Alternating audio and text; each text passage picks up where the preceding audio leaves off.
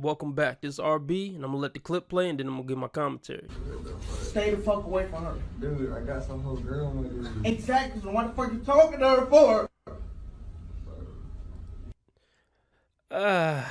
Fellas, don't ever get like this. This is a bad place to be. He's down bad.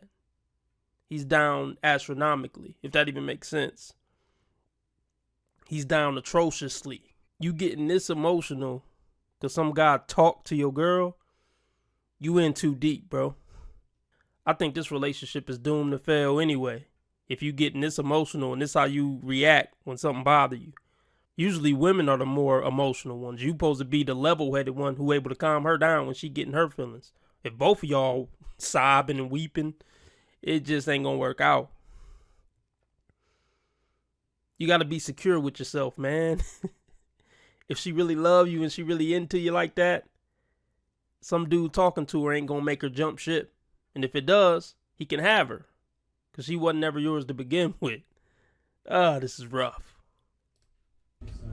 Sounds bad. I was with my boyfriend. Last year, I started talking to this guy who's in a band. Ended up visiting him. Like, I drove to LA, spent 3 days with him, and he said, break with your boyfriend, move to LA. It was like, went there on a Friday. That Monday, I broke with my boyfriend, who I was with for 5.5 years.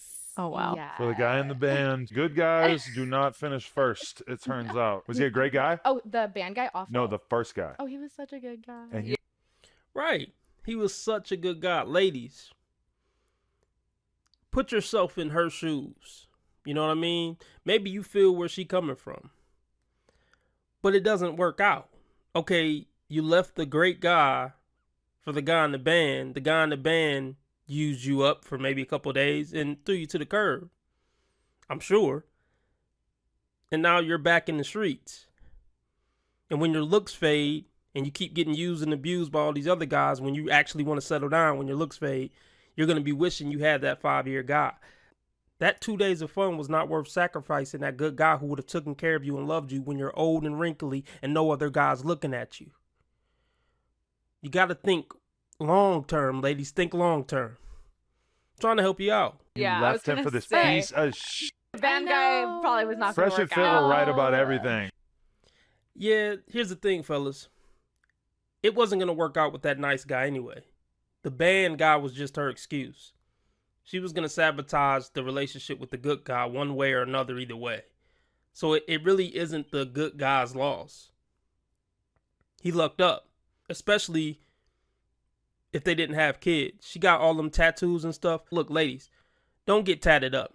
Men look at it in a very negative light. Maybe you don't care about getting a man, but if you do care about getting a worthwhile man, skip the tattoos.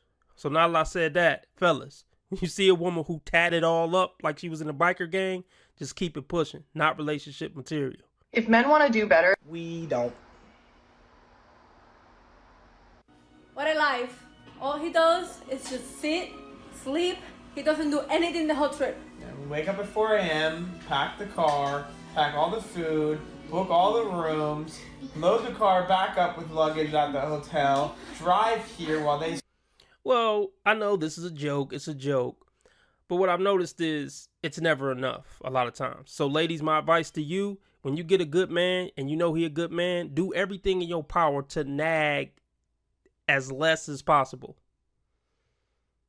Do everything in your power to make that man feel appreciated. Because yeah, this right here is a joke and you think he's tolerating your BS, but it's adding up in his mind.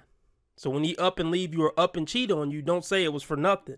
It's because you always nagged him. Nothing was ever good enough. You never showed him appreciation for anything. So don't say he's a terrible person. Yeah, I'm not saying he should have cheated, but don't just act like just out of the blue he cheated because he's such a bad guy. No, you did some things to push him towards it.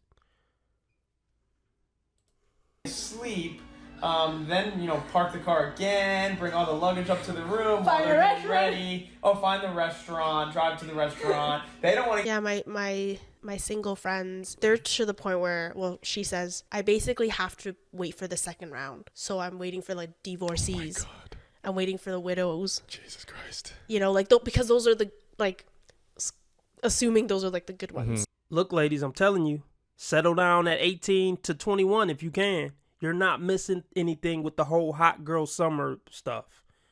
a bunch of mental and emotional damage getting used and abused by bad boys. I mean, maybe it's fun, certain hours of it, you know, certain little spurts, but the emotional and mental damage that it's going to do long term, trust me, it's not worth it.